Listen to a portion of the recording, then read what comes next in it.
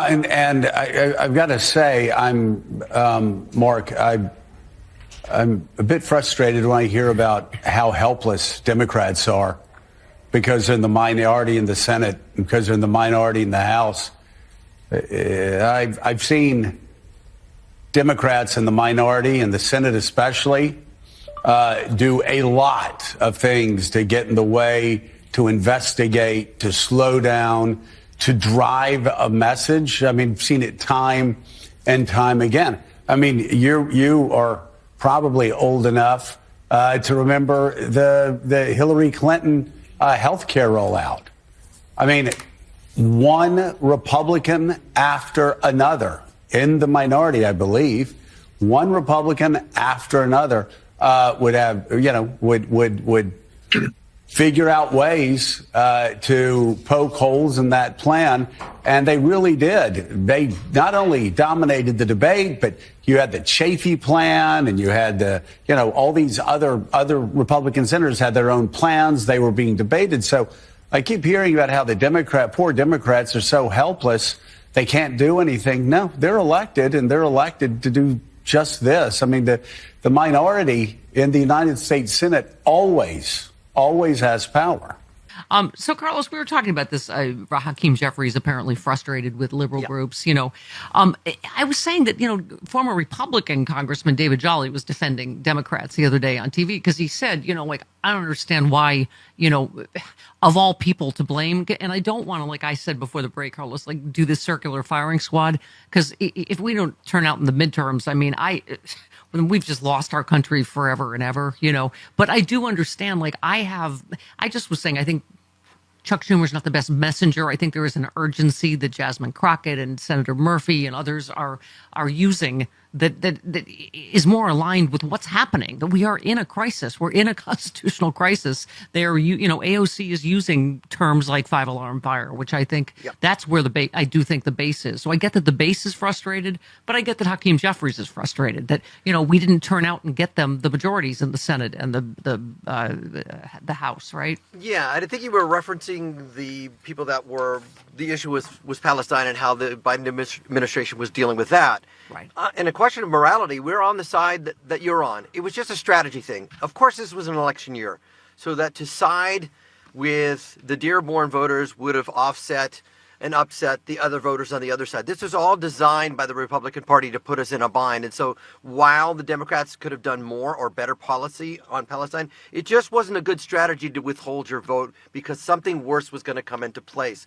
And again, letting the perfect be the enemy of the good is always going to be a bad strategy. So we don't lack morality because we wanted to vote for Kamala Harris, even though her policy in the Middle East wasn't pristine and the most humane thing you could do. But we needed her to win. You have to vote to win and put other issues and lump them with other issues that you could lose should you withhold your vote. And this is, fascism. It's autocracy. It's lawlessness. We don't want you to work with them to further facilitate that, Kevin in D.C. makes a good point about, where are the Gaza protesters now? Kevin in D.C., real quick, go ahead.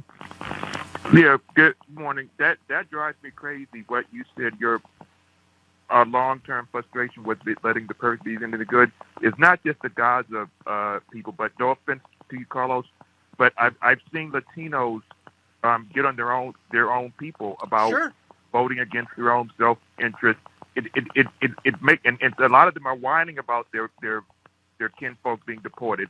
The people in Dearborn are whining about what Trump just said about taking over Gaza. When people like me and you and others begged them, even the Republicans told them out of their own mouth what they were going to do, and that's why we're in this situation. So I don't get the mindset. We didn't have to be here. We keep doing it over and over. Well, I mean, it tells you that was part of election interference, and that Russia was, as usual, ginning a lot of that up, because you're like, where are you now? Where are the guys? Where are the, genocide Donald protesters, right? Yeah, it's very frustrating. And again, it's a poor strategy. You're not going to get everything you want, unfortunately. And you have to, when you're on the mountaintop, and we've used this analogy so many times, and there's a foot peg for you to put your foot in, you're not going to reach for the one that you can't reach for because you're going to drag you and other climbers off the cliff. And that's exactly what third-party voting for Jill Stein, abstaining your vote, you're not going to change things by threatening to withhold your vote. That never works.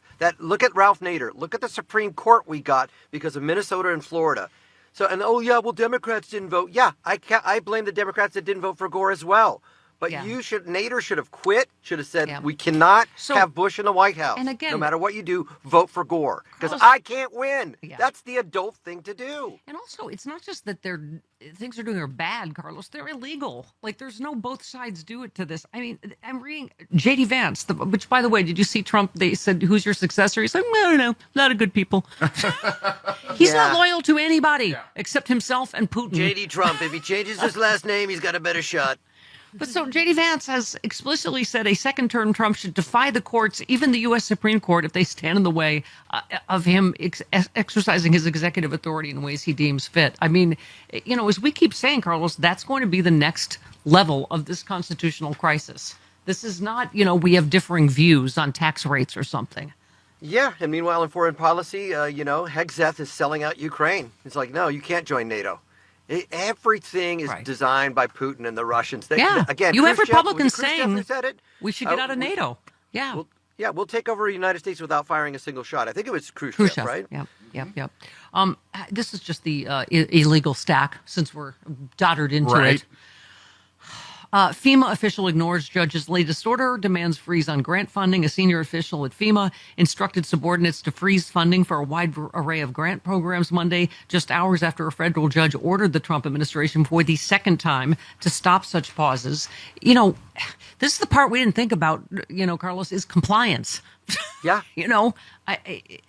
Okay. Yeah. Oh, here it is. Increasing numbers of Democrats want their party to oppose Trump. This, according to polling, that's what we were talking about. Yeah. The nation's rank and file Democrats are increasingly looking for more opposition to Trump from their congressional delegation. Just a few weeks into the term, those sentiments are lower in terms of wanting, because I think everybody started this in good faith, going, okay, we did in 2016. Yeah. Right. If he can get rid of government waste, fine. Right, but that's not what he's doing. Exactly. Right, Yeah. right. And I would like, my guy, Wes Moore, I'd like to see a little bit more Jasmine Crockett in Wes Moore. Yeah. Yeah. There you go. A little more fight. There you go. Steve Bannon pled guilty to defrauding New Yorkers who donated to We Build the Wall, his Trump signature project during his first term in exchange for a sentence without prison time. This was his second, of course, criminal conviction. Well, this is a state thing, so Trump couldn't pardon him. So, yep. But he's just going to be, so he'll be out doing his stupid podcast. Okay. Oh, by the way, this is kind of get your advice on this. Where's Hold please, talk amongst yourselves. All right. Rutabaga. I can't find it. How you doing today, Chris? No, he just. I'll be in Miami for my Latino friends. Argentina, He was Chile, just talking El Salvador, about Mexico, Honduras. I don't know what your advice is. He was talking about his flood the zone strategy is working. He's like, the media is so dumb they fall for it every time. Trump distracts from this with this, and then they stop covering the thing. It's like a crappy box of fireworks that he just set off all the good ones first, just blow them up. Yeah. And then we'll release the snakes. And by the way, let me tell you something, Stephanie. J.D. Vance is a great shot at being my successor, but he's got to dump the Indian, okay? He's got to get rid of the dark one. Not going to happen. And you know what? Trump. JD would do it. He's would. just like Ted Cruz. He lobbied. He got this racist kid back in at the Doge who did some anti-Indian hate thing online. His wife is. I mean, they're just. Oh my God, they're just spineless JD, cowards. Dino. Dino, come back.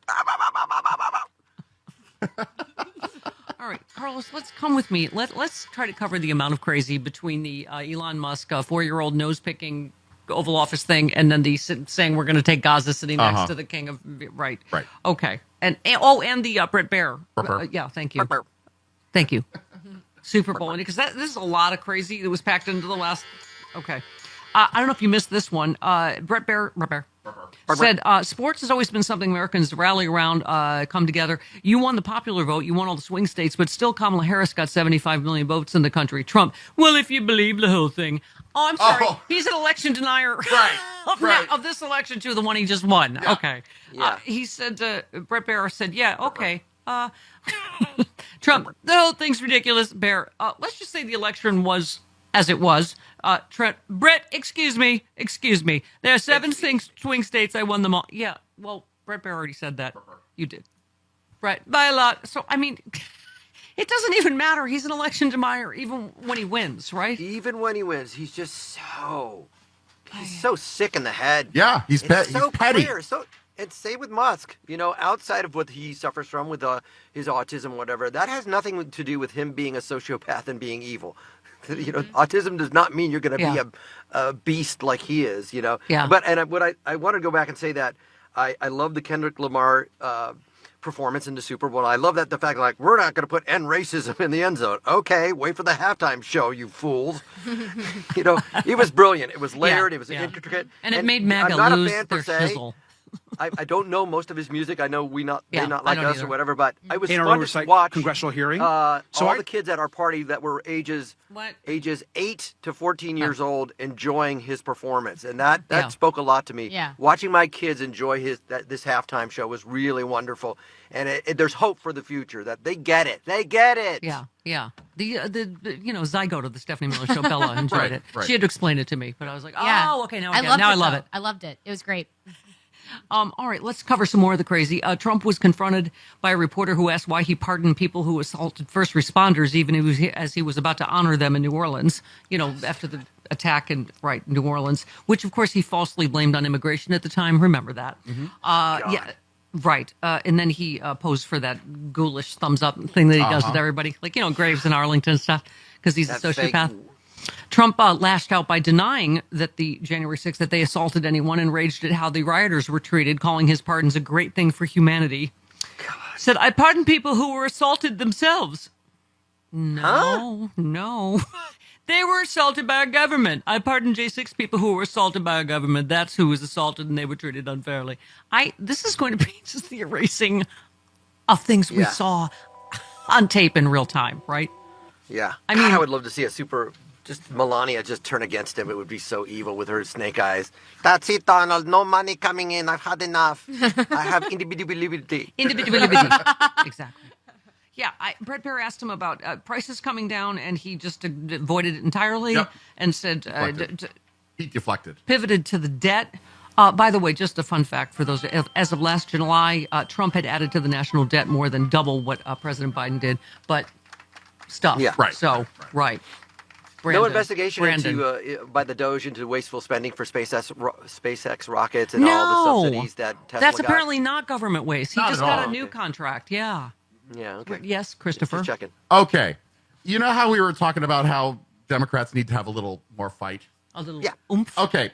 Representative Robert Garcia is sitting in the Doge subcommittee hearing right now. And he said, quote, I find it ironic that our chairman, Representative Marjorie Taylor Greene, is in charge of running this committee. In the last Congress, Chairman Greene literally showed a D pic, only he said He said the word. yes, Thank in you. our oversight hearing. So I thought I'd bring in one as well. This, of course, is President Elon Musk. Oh, that is, come on, bam. Nice. That's Beautifully funny. played. That's what we're talking about. Yes. When they go low, we go Nicely. Jasmine Crockett. Absolutely. I Full love ego. Robert Garcia.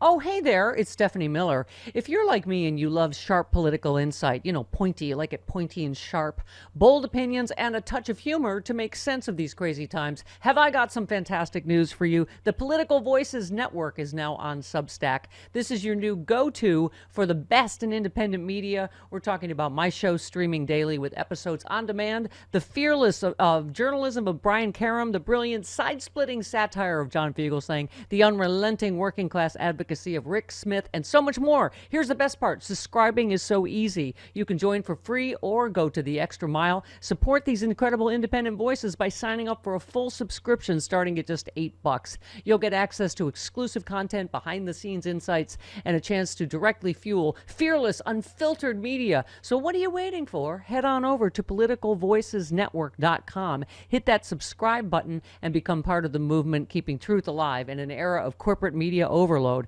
Every subscription helps, especially yours. One more time, that is politicalvoicesnetwork.com. Sign up now. Do it.